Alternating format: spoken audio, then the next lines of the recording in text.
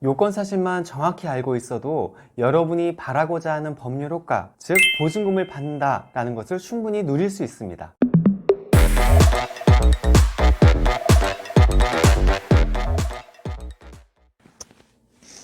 안녕하세요. 오직 당신만을 위한 법률사무소 여운의 홍기웅 변호사입니다. 요즘 보증금을 지급하고도 이러저러한 사유 때문에 돌려받지 못하시는 임차인분들이 굉장히 많으십니다. 더군다나 기본적인 법률 상식을 인지하지 못하셔서 실질적으로 보증금을 전액 지급해놓고도 돌려받지 못하시는 임차인들이 많아 안타까운 상황인데요. 오늘은 전세보증금을 돌려받기 위해서 여러분들이 반드시 알아야 할 요건사실 3가지를 아주 쉽게 설명드리고자 합니다.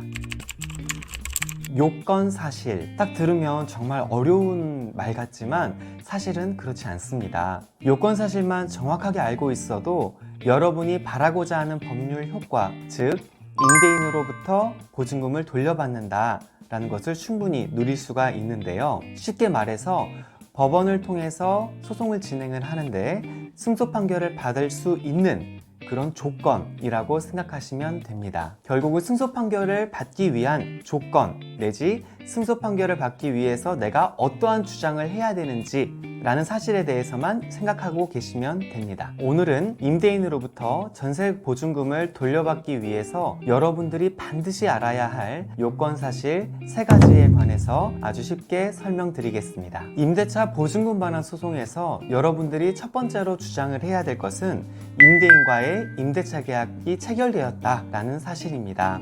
뻔한 얘기 같지만 사실 임대차 계약서가 없거나 그 계약서에 기재된 내용이 매우 부실하다면 임대차 보증금 반환 청구 소송이 어려울 수도 있습니다. 임대차 계약서에는 임대인이 누구인지, 그리고 임차인이 누구인지, 임대차 계약의 목적물의 주소, 그리고 임대차 보증금의 액수와 월세가 있을 경우에는 그 차임이 구체적으로 특정되어 있어야 합니다. 두 번째로 임대차 보증금을 임대인에게 전액 지급했다라는 사실을 주장 입증하셔야 합니다. 보증금을 줬으니까 당연히 돌려받을 수 있을 것이다 라고 생각하실 수 있겠지만 임대차 계약서 상에 명기된 임대인에게 보증금을 납입했다라는 사실을 주장하고 그에 따른 증거를 제시하셔야 합니다. 이에 대한 증거로는 보증금을 납입하고 나서 지급받았던 영수증이 있을 테고 혹은 임대인에게 이체했던 은행 거래 내역을 제시하시면 되실 것입니다. 하지만 임대차 계약서상의 임대인에게 보증금을 지급하지 아니한 경우도 존재합니다. 이런 경우에는 법원에 그 사람의 제3자에게 이체한 내역을 제출하다 하더라도 판사님께서 이 제3자가 임대인이 아닌데 왜 지급했냐, 이 사실을 소명을 해라 라고 이야기하는 경우가 많습니다. 만약 이런 경우라고 한다면 임대인이 신용 등의 문제로 제3자에게 지급하라고 했다 라는 대화 내용이 담긴 카카오톡이나 문자 내용 혹은 같은 내용의 위임장 등을 제출해야 할 것입니다.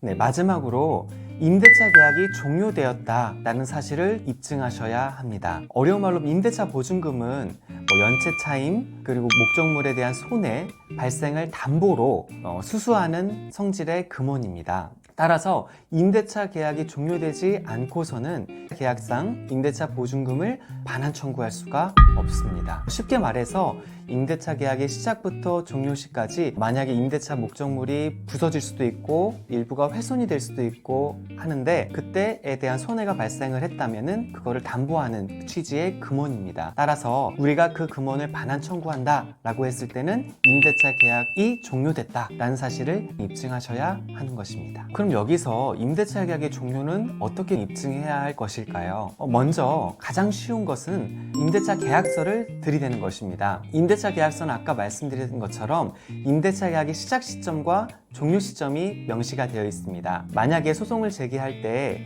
임대차 계약 종료 시점 이후에 소송을 제기한 것이라면 그냥 계약서상 임대 계약이 종료 시점이 이를테면 2023년 12월 31일로 되어 있지 않느냐, 그리고 이미 2023년 12월 30일이 경과하지 않았느냐, 그렇기 때문에 임대차 계약은 종료되었다 라고 주장 입증하시면 되는 것입니다. 그리고 두 번째, 이행불능을 위해서 해지를 하실 수가 있습니다. 쉽게 설명드리자면 임대인이 수선 의무를 이행하지 않거나, 여기서 말했던 수선 의무는 임대인이 보일러가 터졌다든지 아니면은 가스 배관이 터졌다든지 수도 배관이 터졌다든지 이런 식으로 큰 손해가 발생을 했다면 당연히 임대인이 이것을 보수해 줘야 될 의무가 있습니다.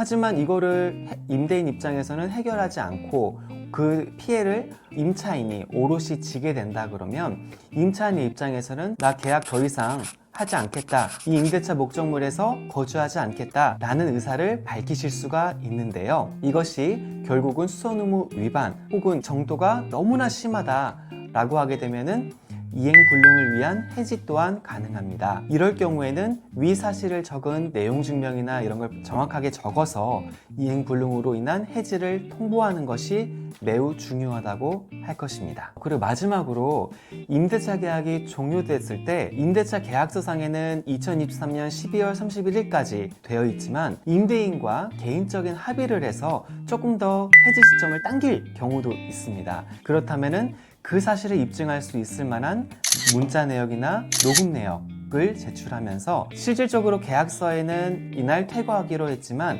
그 전에 퇴거하기로 했다 하면서 임대차 계약 종료를 주장하실 수도 있습니다.